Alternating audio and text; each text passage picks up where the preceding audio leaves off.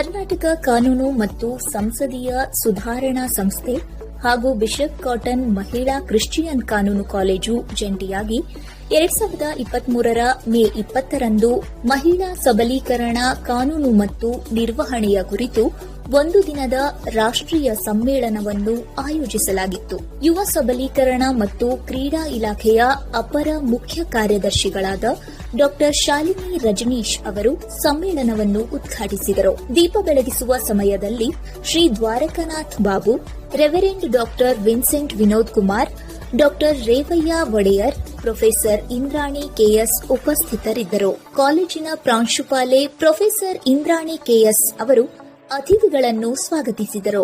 ತಮ್ಮ ಉದ್ಘಾಟನಾ ಭಾಷಣದಲ್ಲಿ ಡಾ ಶಾಲಿನಿ ರಜನೀಶ್ ಅವರು ಮಹಿಳೆಯರ ಸ್ಥಿತಿ ಮತ್ತು ಅವರ ಸಬಲೀಕರಣದ ಪ್ರಯತ್ನಗಳ ಬಗ್ಗೆ ಮಾತನಾಡಿದರು. ಪ್ರಸ್ತುತ ಚಿತ್ರಣವನ್ನು ಚಿತ್ರಿಸಲು ಅವರು ಅಂಕಿ ಅಂಶಗಳನ್ನು ಬಳಸಿದರು ಮತ್ತು ಪರಿಹಾರ ಕ್ರಮಗಳ ಕಡೆಗೆ ಸಮರ್ಪಿತವಾಗಿ ಕೆಲಸ ಮಾಡಲು ಭಾಗವಹಿಸುವವರನ್ನು ಉತ್ತೇಜಿಸಿದರು. I am extremely happy to inaugurate today's national conference on empowering women, law and management. As we all know that whatever we study, unless we apply it to our actual lives, it is of no use. And I'm sure whatever you study in the law department during your 3 years course, every bit of it, you will find it to be useful in one or the other way, either for your own self or for the others who are around you, who need your help. And it's indeed a very big weapon that you are going to be equipped with, because that knowledge not everybody has. And knowledge alone can empower. ಲಿಂಗ ಸಮಾನತೆ ಸುಸ್ಥಿರ ಅಭಿವೃದ್ಧಿಯ ಕುರಿತು ಹಾಗೂ 2030 ವೇಳೆಗೆ ಲಿಂಗ ಸಮಾನತೆಯನ್ನು ಸಾಧಿಸುವ ಗುರಿಯನ್ನು ಹೊಂದಿರುವುದಾಗಿ ಹೇಳಿದ ಇವರು ಇದರ ಬಗ್ಗೆ ಸಂಪೂರ್ಣ ಮಾಹಿತಿಯನ್ನು ನೀಡಿದರು.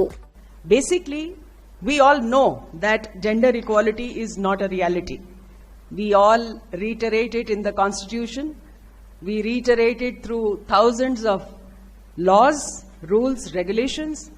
But the fact remains that there is inequality in our society and it has a long history.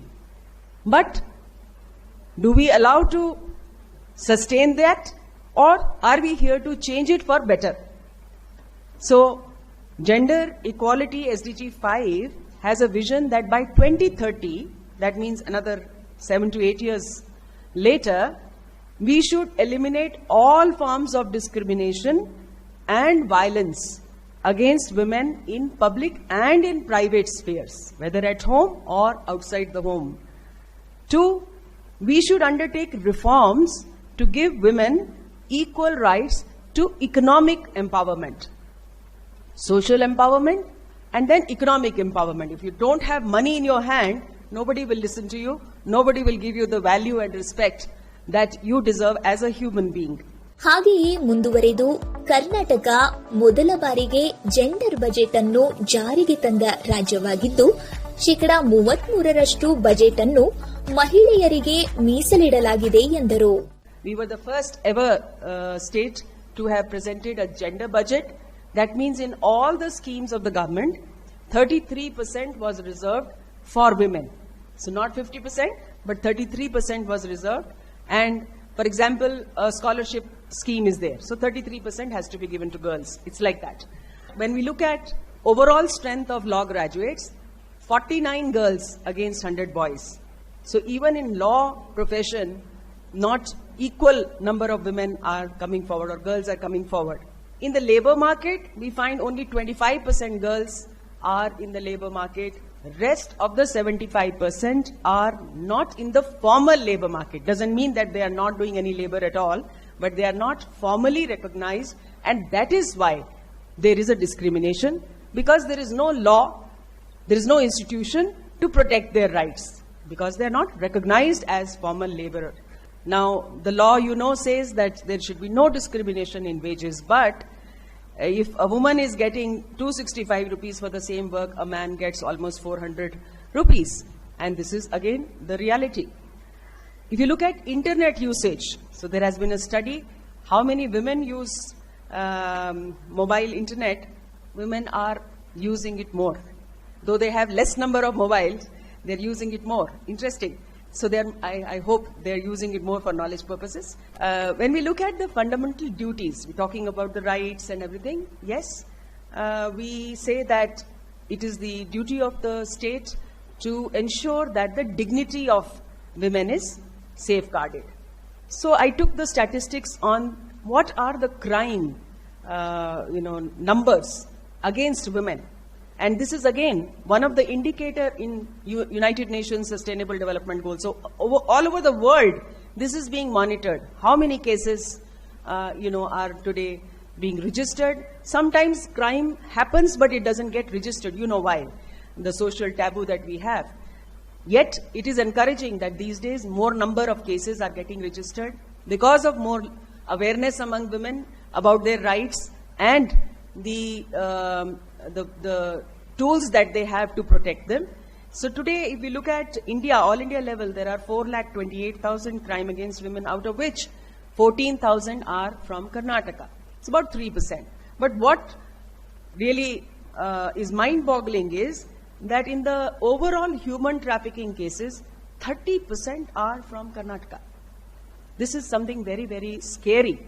Why are our young girls being trafficked away for obviously illegal trade and other things?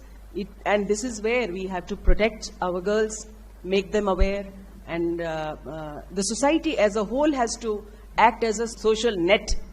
So look at the numbers which are pending in High Court, in local courts, and the worst part, so pendency rate I'm told is 91%, and worst part is the conviction rate, 8.2%. It used to be, I remember, 2%. Just 3 years back, the conviction rate or cases against women was 2%. Then government took a decision that we will now appoint women prosecutors, in every district. So I think huge number of women prosecutors were appointed. And then they were more, free with the women clients, and they were able to take the case much more forcefully. And conviction rate has improved. But then again, it's just 8%. So again, as law student, why our conviction rate is poor? 112 ಮಹಿಳಾ ಸಹಾಯವಾಣಿಯಾಗಿದ್ದು ಪ್ರತಿಯೊಬ್ಬ ಮಹಿಳೆಗೂ ಮಹಿಳಾ ಸಹಾಯವಾಣಿ ಸಂಖ್ಯೆಯ ಬಗ್ಗೆ ಅರಿವಿರಬೇಕು. ಇಲ್ಲದಿದ್ದರೆ ಆ ಅರಿವನ್ನು ನಾವು ಮಹಿಳೆಯರಲ್ಲಿ ಮೂಡಿಸಬೇಕು ಎಂದು ಅವರು ಹೇಳಿದರು. 112 is a general helpline like 911 of US. 112 is a general helpline where if you call and you say it through IVR, they'll say you want what respect you want the help. So if you say women, they'll put you onto the women helpline. So let's all together take this oath today that yes, this national seminar is going to be a turning point. We will network with more and more like-minded people, and I assure you that from State Government of Karnataka, I will provide you all the facilitation that you require in connecting with the right agencies, and let's bring in that change. ಸಮ್ಮೇಳನದ ಅಧ್ಯಕ್ಷತೆಯನ್ನು ವಹಿಸಿದ್ದ ಶ್ರೀ ದ್ವಾರಕಾನಾಥ್ ಅವರು ಮಹಿಳಾ ಸಬಲೀಕರಣಕ್ಕಾಗಿ ಸರ್ಕಾರದ ಉಪಕ್ರಮಗಳು ಮತ್ತು ಆ ನಿಟ್ಟಿನಲ್ಲಿಯ ಕಾನೂನುಗಳು ಮತ್ತು ಕಾಯಿದೆಗಳ ಕುರಿತು ಮಾತನಾಡಿದರು. Our constitution in Article 15(3), as you know, it has empowered the states to make special provision for women, reservation for women in education they have made. And in employment, our state government has provided 33% of reservation for women. Then again, if you go to Article 16, no discrimination in government employment for men and women.